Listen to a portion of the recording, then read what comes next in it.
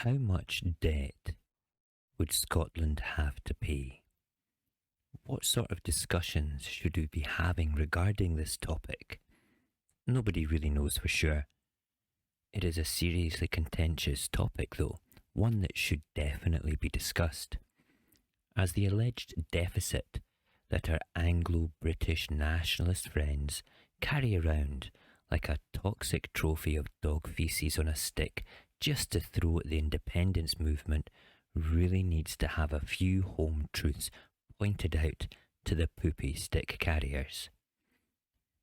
One of the points is that come independence, the nuclear weapons that are currently stationed in Scotland can easily be a bargaining tool to offset any of the debt.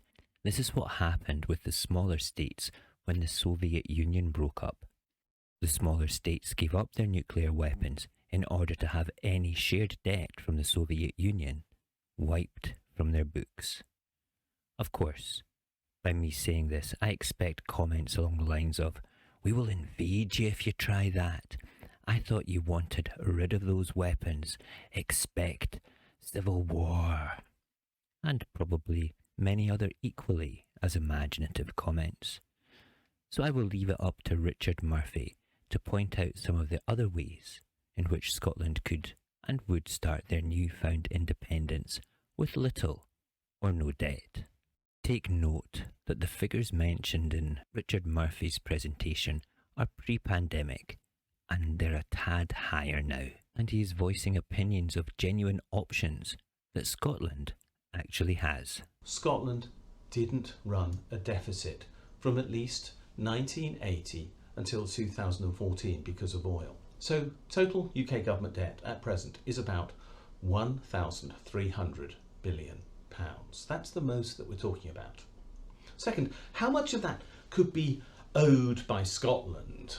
Unionists frequently suggest that we simply apply a proportion to this total UK debt based upon how many people live in Scotland, which is about 5.6 million people, and how many people live in the UK as a whole, which is about 66 million people. And that's roughly 8%.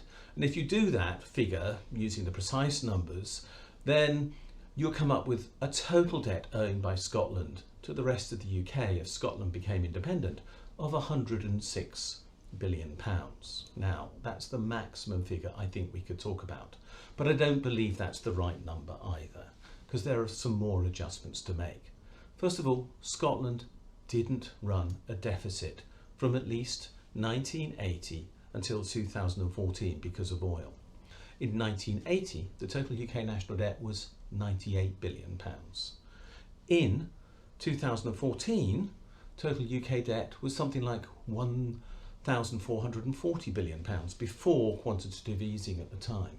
So something like £1,340 billion of national debt was incurred without any contribution being made to that debt by Scotland at all. My suggestion is very simple, that debt should be taken out of account altogether when considering how much Scotland owes. Of course, more gross debt before quantitative easing has been incurred since 2014. This is indisputable.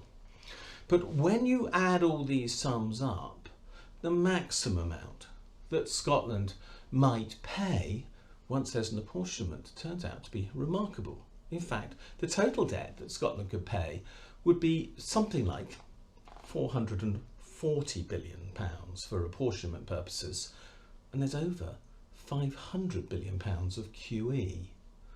Put all that together and suddenly Scotland doesn't owe England money. England would owe Scotland money if Scotland was to become independent. And I could make another adjustment yet again to that number, which would be to allow for the fact that there's interest included in the debt charge from 2014 to 2020, which Scotland shouldn't pay because it's being paid on interest accumulated not by Scotland but by the rest of the UK. Now, my argument then is actually something like 20 to 25 billion is in fact actually owed by the rest of the UK to Scotland at present. Once we adjust for the real debt number, apportion it correctly, taking oil into account, and allowing for appropriate and not inappropriate interest charges. There's another dimension to this.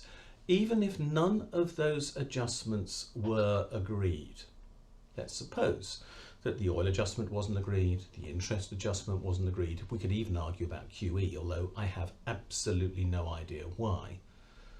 There's still another factor to take into account here, and that is that the split between Scotland and the rest of the UK, if Scotland became independent, would be governed by international law. And international law says that in these situations, one part of the old combined country is considered to be the continuing state, and one is considered to be the new state.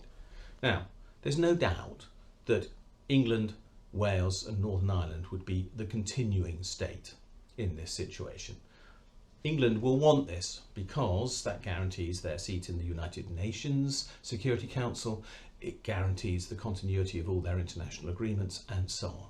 And as the UK agreed in 2014 before the Scottish referendum, in that situation Scotland would literally owe none of the UK's debt at the time of separation. Legally, that debt would have to be owed by the rest of the UK.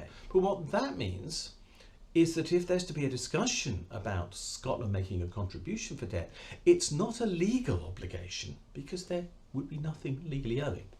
It would be what is called a compensation payment for the costs that England and Wales and Northern Ireland would incur as a result of Scotland leaving. Is England repaying national debt?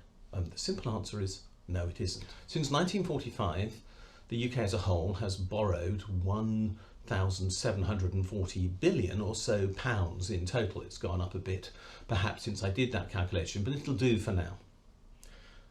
Out of that total, less than 40 billion pounds has been repaid. And in effect, nothing has been repaid for the last 19 or so years. In other words, England is simply not repaying its national debt now. We don't pay back the national debt at all, so why would Scotland be required to make compensation to England, Wales and Northern Ireland for repaying debt that they're not repaying?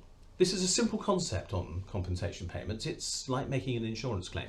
You're not allowed to profit from an insurance claim. You're not allowed to profit from an accident claim if you were injured. You're only allowed to be put back in the position you were in. That's the legal concept.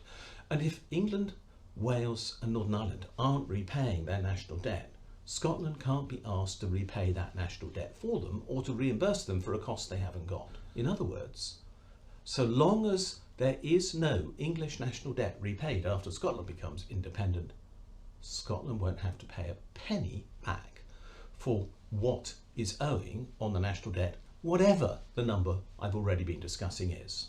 That international law piece is quite interesting, isn't it? But I doubt Westminster and the Union would abide to international law. The present Unionist government also has a second jobby stick to fling at international treaties. The point is, though, that all the debates and arguments we waste our energy on are utterly pointless and, as I said, a waste of time. Simply because all the Anglo-British nationalists know as much about how the issue of the alleged deficit and alleged debt that Scotland has or does not have will be portioned to us as much as we do. The only difference is that we look at it from a less toxic and more grown-up perspective, like offsetting for assets and using existing international treaties to leave without any debt. Thank you for listening. Goodbye and good luck.